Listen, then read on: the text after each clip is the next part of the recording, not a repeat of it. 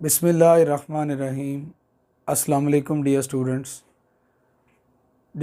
आज की वीडियो में हम नाइन्थ क्लास का टॉपिक है प्रेशर इन लिक्विड्स। ये हम इसके बारे में पढ़ेंगे। जैसा कि स्टूडेंट्स आपको पता है कि पानी के अंदर जब आप जूं गहराई में जाते हैं तो जो वाटर यानी कि जो लिक्विड है उसका प्रेशर इंक्रीज़ करता जाता है, और इसी तरह जूं आप जो है वो सरफेस के ऊपर आते हैं, गहराई से ऊपर की तरफ आते हुए प्रेशर जो है वो कम होता जाता है। अब इस प्रेशर को हम सेंसर के ज़रिए मालूम कर सकते हैं। तो आइए इस वीडियो में हम जो है रिलेशन निकालेंगे जिसके ज़रिए हम जो है वो लिक्विड्स के अंदर प्रेशर को फाइंड आउट कर सकते हैं।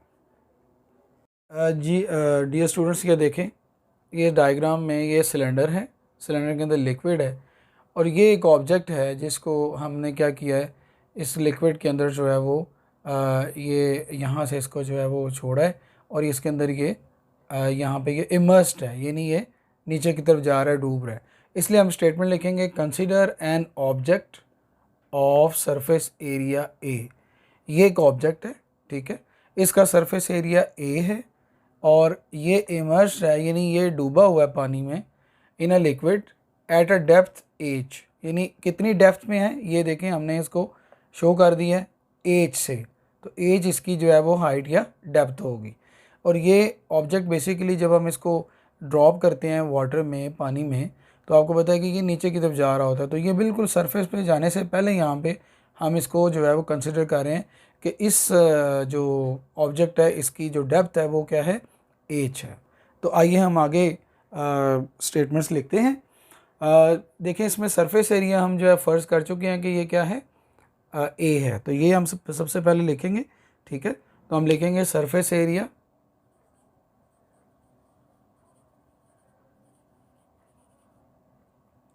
एरिया ऑफ द ऑब्जेक्ट, ये है ए, हम इसको एक लेट कर चुके हैं। और उसके बाद हम क्या लिखेंगे, height of the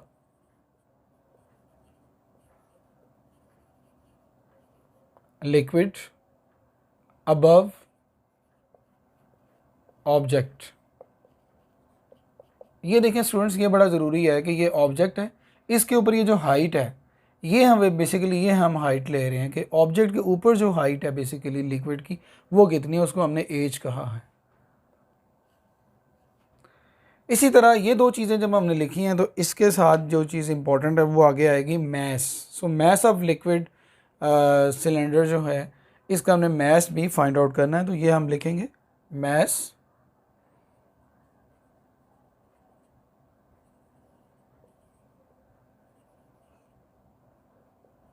of liquid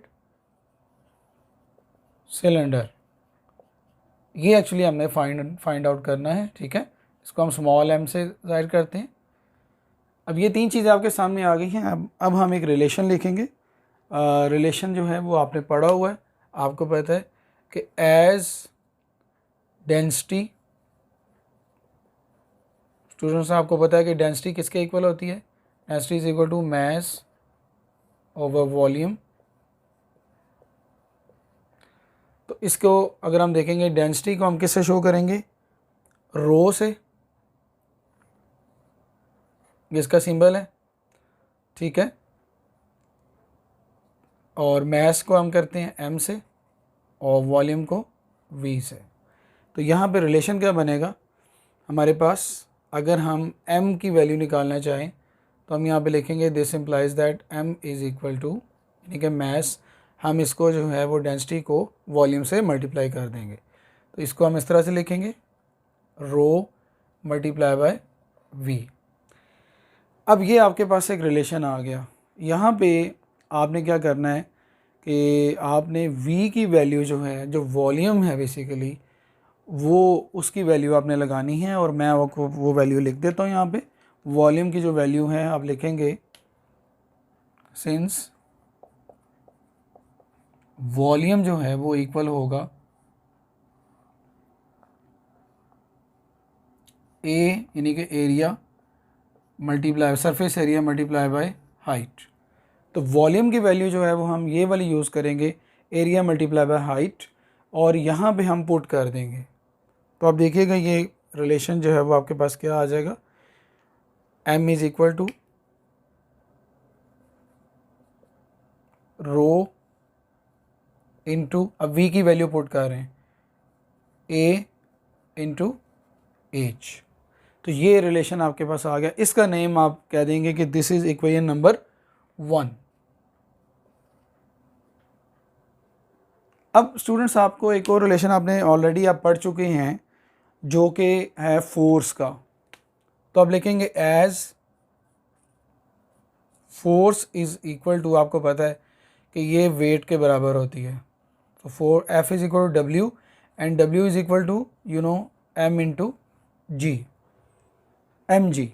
तो यहाँ से आपने बेसिकली ये रिलेशन, ये वैल्यू निकालनी है कि एफ़ को आपने कहना है कि F is equal to force is equal to M into G, और ये आप यहाँ पे लिखेंगे F is equal to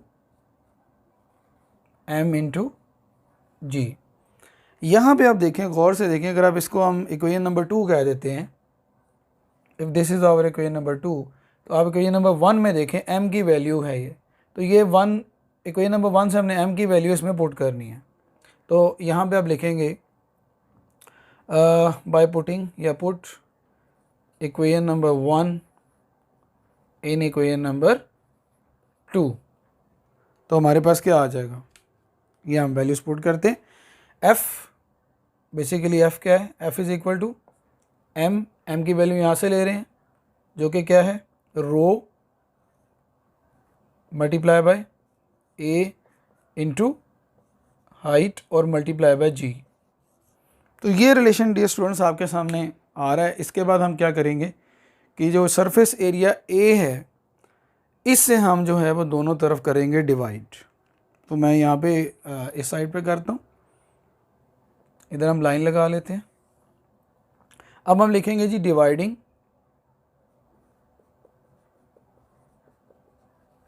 both sides by capital A।